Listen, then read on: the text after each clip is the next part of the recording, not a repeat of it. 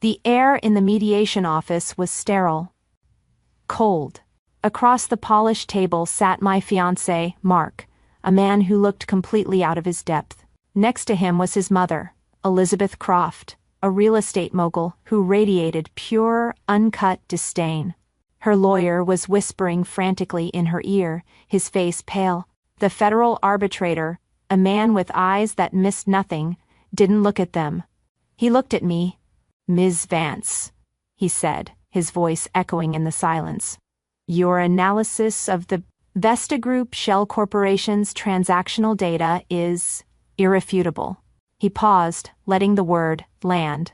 "We will be proceeding based on your findings. But just 3 hours earlier, I wasn't Miss Vance, lead analyst. I was just Anna, in a stretched-out hoodie and jeans, running impossibly late. I was finally supposed to meet Elizabeth, the woman Mark had built up to be a living legend, and I was stuck at Target. I rushed to the checkout, my heart pounding, and that's when I saw her.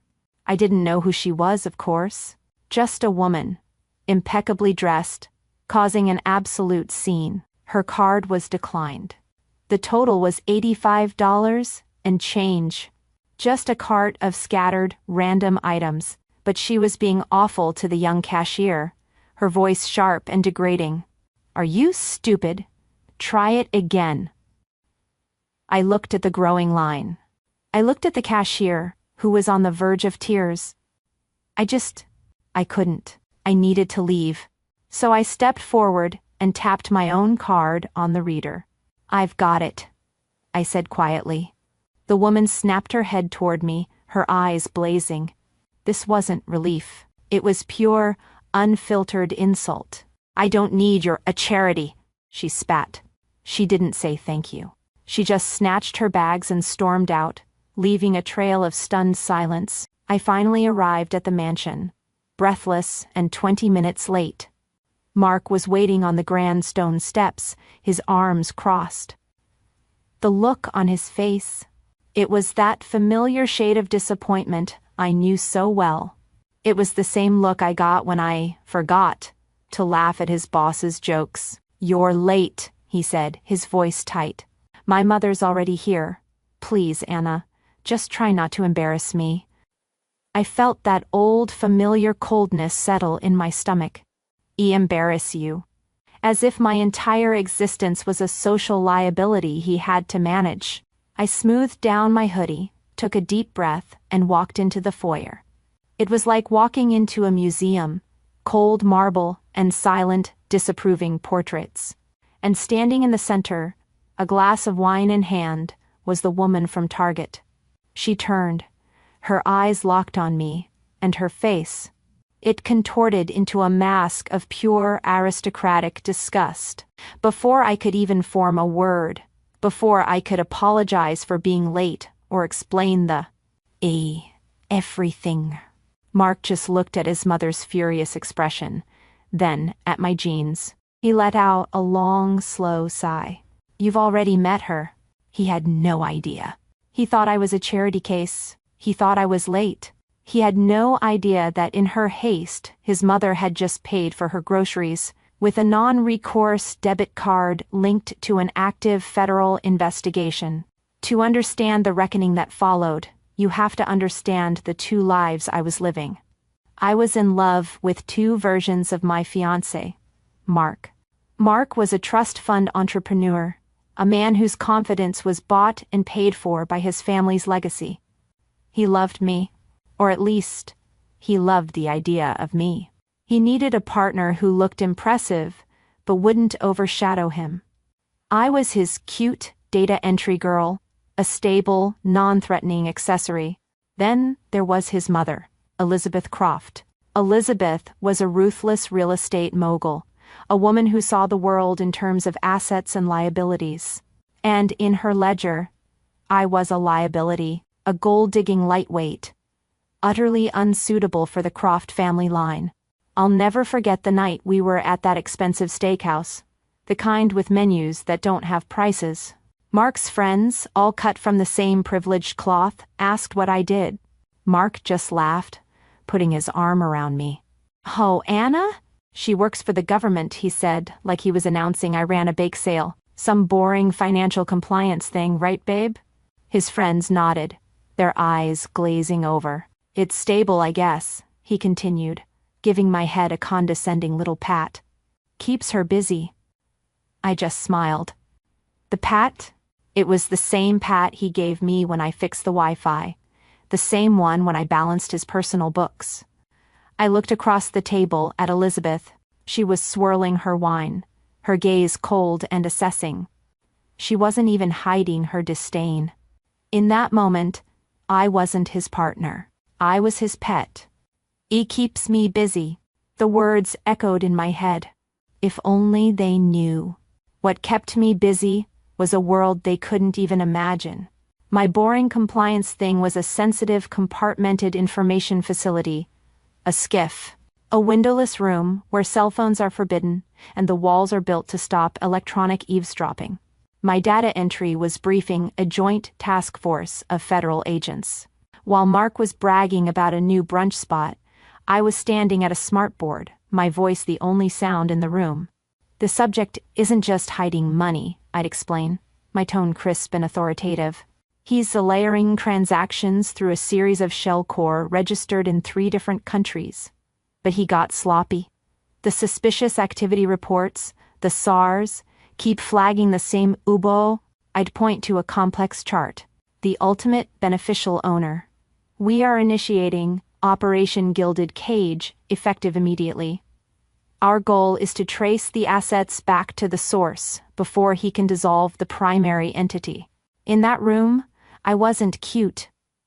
I was Ms. Vance. The only person's approval I cared about was my boss, David. David was my section chief, a grizzled, no-nonsense veteran of the Treasury Department who had seen everything. He didn't care about my clothes or my family or what car I drove. He cared about my analysis. He was the one who read my first breakdown of a cartel's financial network and pulled me from the general analyst pool, fast-tracking my clearance. He trusted my instincts implicitly. David's quiet nod of approval. That meant more to me than all of Mark's empty compliments combined. I lived these 2 separate lives. The competent, respected analyst in the skiff, and the disappointing, simple girlfriend in Mark's world. For a year, I had let Mark and his family believe I was just a compliance clerk because, honestly, it was just easier. It was easier than explaining a job I couldn't talk about. It was easier than fighting for a respect they were incapable of giving. I let them underestimate me. I let them pat me on the head. But that night, standing in that cold marble foyer, reeling from the Target incident, it all changed. After Mark's humiliating introduction, Elizabeth pulled me aside. She looked me up and down, her lip curled. I don't know what gutter Mark found you in, she whispered, her voice like ice, but I will not have patronizing trailer trash in my family. Trailer trash, was the moment. The internal wall I had so carefully built. It just cracked. For a year, I had let Mark believe I was just a compliance clerk because it was easier. That night, after Elizabeth called me patronizing trailer trash in her own home, I realized my silence was a mistake. They only respected power, so I decided I would finally speak to them in the only language they understood. Assets, liabilities, and consequences. I walked out of that marble mausoleum and into the cold night air. My hands were shaking, but not from fear. It was rage. A cold, quiet, focused rage. Mark followed me out, his face a mask of frustration. Anna, you have to fix this, he pleaded. Just apologize to my mother. Whatever it takes. I just looked at him. Apologize. The word tasted like ash. I thought to myself, I will. But not for the $85. I drove, not home, but to the one place I felt sane. The office. The Target incident kept replaying in my mind. It wasn't the insult. It was the card. A woman, like Elizabeth Croft. She wouldn't have a card I declined. She would have a dozen black cards. And it wasn't a credit card, it was a debit card. My analyst brain, the part of me Mark called boring, was screaming. It was a non recourse card. A ghost. Used for a measly $85 and then... It fails? It was sloppy. I badged into the skiff. The hum of the servers was the only sound. I sat at my terminal and, on a hunch, I ran the bank identification number, the BIN, from the card I'd glimpsed. My blood didn't just run cold. It froze. The card was linked, 6 degrees from Sunday, to Vesta Group LLC. My hands stopped moving. Vesta Group.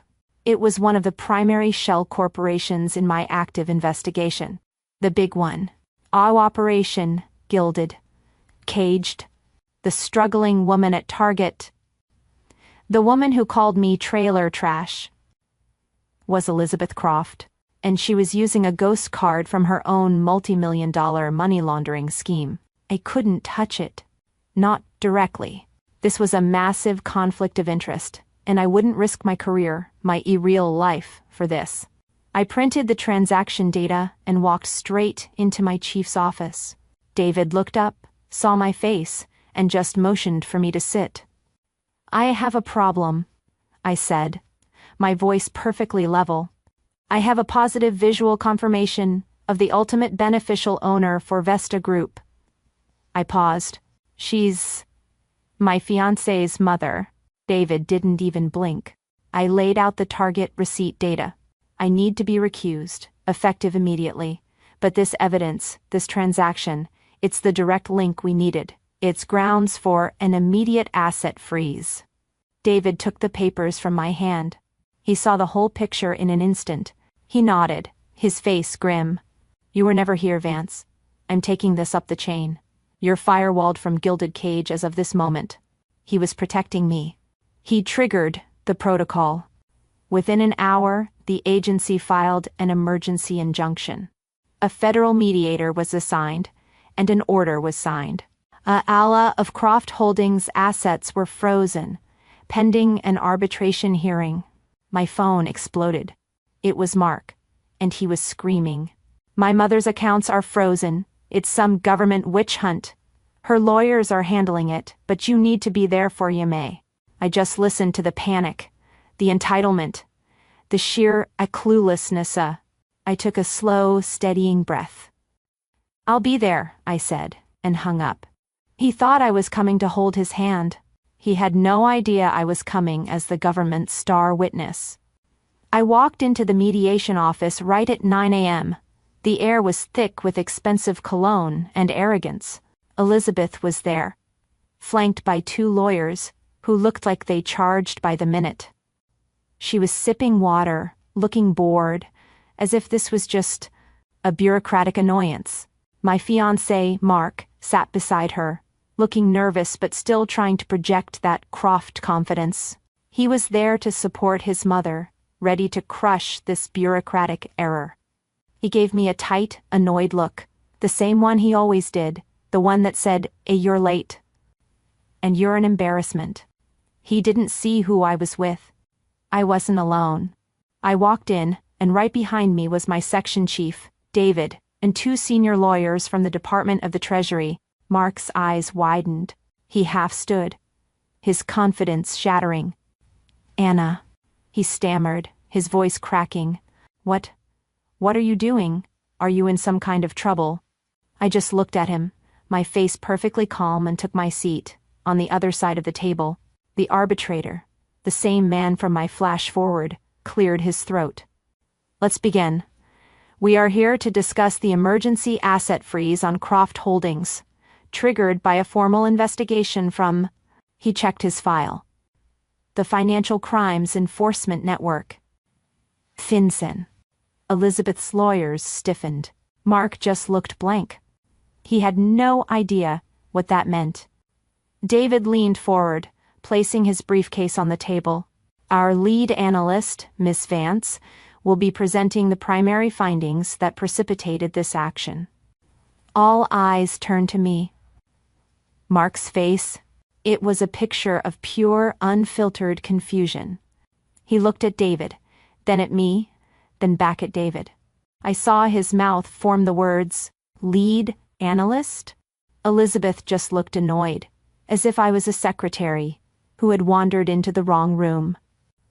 I stood up and connected my laptop to the main screen. The first image that popped up wasn't a complex ledger.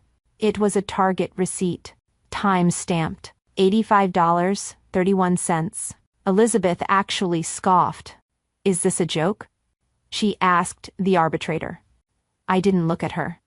I spoke directly to the arbitrator, my voice steady and professional.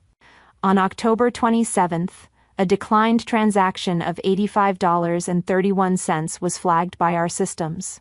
It wasn't flagged for the amount, I continued, clicking to the next slide.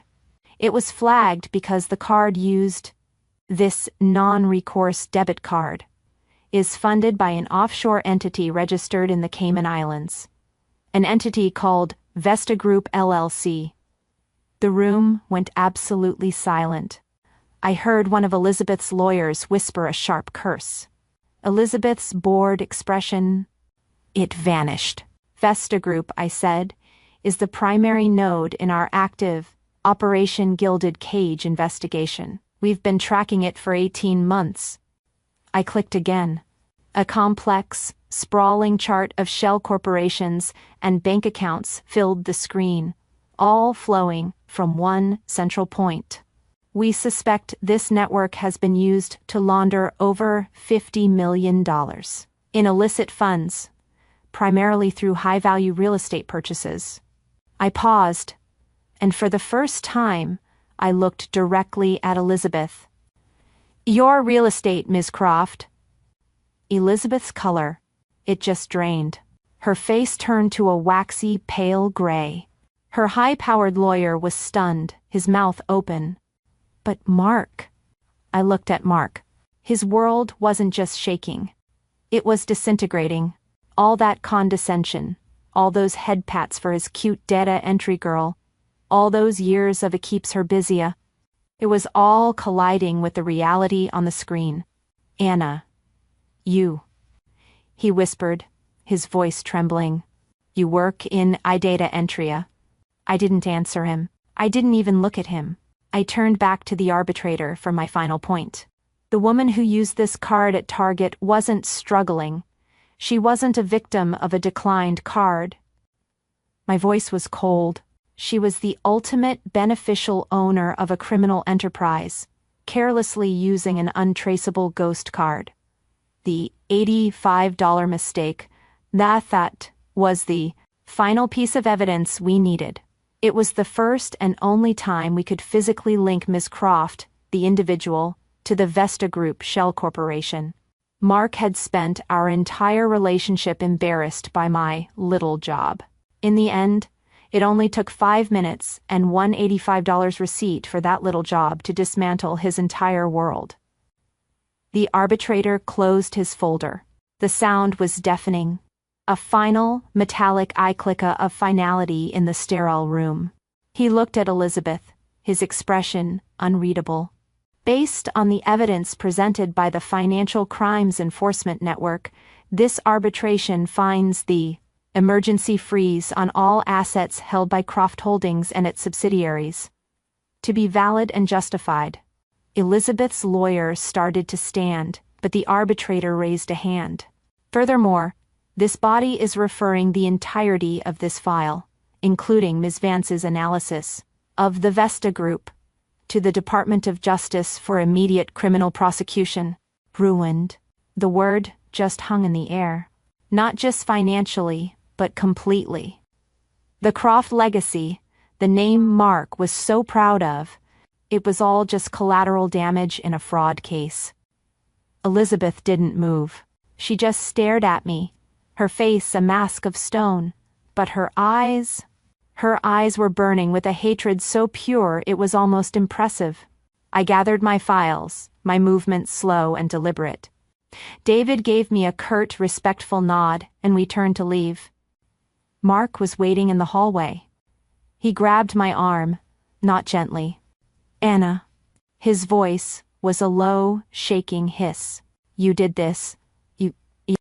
I looked at his hand on my arm until he let go. You did this to me? To my family? After everything my mother has done? After everything Ia did for you? I felt nothing. All that love I thought I had, all that desperation for his approval, it had been burned out of me. It was just an empty, hollow space. I looked at this man, this stranger, who still thought Ihi was the victim. What did you do for me, Mark? Pat me on the head? Keep me busy? His face flushed. She demanded an apology, remember? I said, my voice as cold and sterile as the office we just left. That night, in her foyer, she demanded an apology for the $85. I adjusted my bag on my shoulder. Consider this my formal response. I turned and walked away. I heard him call my name, but it sounded distant. I didn't look back. I just walked down the hall and stood next to David, waiting for the elevator. 6 months later, the entire world had changed. Or maybe, I had just finally stepped into the one I always belonged in. The glass on my new office door was cool to the touch. The plaque on it didn't say, Anna, the cute data entry girl. It said, Anna Vance, Section Chief. I was now leading the expanded Operation Gilded Cage Task Force. My promotion had been fast-tracked the moment the DOJ unsealed the first round of indictments against Elizabeth. My analysis, the thing Mark thought was boring, was now the blueprint. For the largest asset forfeiture case in the state's history. My new office was twice the size of my old cubicle, with a window. But I rarely use it. I preferred to be in the command center, the new state-of-the-art hub we'd built with the seized Croft assets. I was surrounded by analysts, agents, my peers, people who challenged me, who respected my findings, who didn't need me to be smaller so they could feel big. David, who is now my deputy, called a team meeting on that 6-month anniversary. He cleared his throat, trying to look serious, which always meant he was up to something. The team and we wanted to commemorate the Vesta Group takedown, a reminder of the inciting incident. One of the junior analysts, Sarah, stepped forward, holding a simple framed object. I looked at it, and I burst out laughing. It was the Target receipt, the $85.31 receipt, perfectly preserved and matted, with a tiny brass plaque underneath that read, the most expensive transaction in Croft history. They were all grinning. This was my family now. Not one built on obligation or blood or a shared name, but on mutual respect, on competence. We'd earned this. It was a Tuesday. We were in the middle of briefing a new case, tracing a network through the exact same methods I'd used on Elizabeth's. My laptop chimed. An email. The name that popped up made my stomach clench. Just for a second. Mark. I hadn't heard from him since the hallway. I clicked it, my curiosity a cold academic thing. It wasn't an apology. It wasn't an explanation. It was a plea. Anna, please. They're offering her 10 years. A decade. She'll lose everything. Her lawyers. They said the DOJ might listen to a character statement from IU, that you're the only one who can show her, I don't know. His desperation bled through the screen. Please, Anna. I'll do anything. I'll get on my knees. Just help her. Help Omer. I read the words. I'll do anything. A year ago, those words might have saved me. Now, they meant nothing. I looked at the man who had pleaded for my help. I thought about the woman who had called me trailer trash. I thought about the girl in the hoodie who just wanted to be seen. Then I looked up at my team, waiting for my next command. My real life was waiting. I moved my cursor. I didn't reply. I just clicked Archive My peace was no longer dependent on their world. I turned back to the smartboard. All right, I said, my voice clear. Let's get back to work. My fiancé and his mother only valued power they could see. My power was in the details they thought were too small to matter, like an EA85 receipt. If you've ever been underestimated by people who had no idea what you were truly capable of, share your story in the comments. In this community, we know the quietest person in the room is often the most powerful.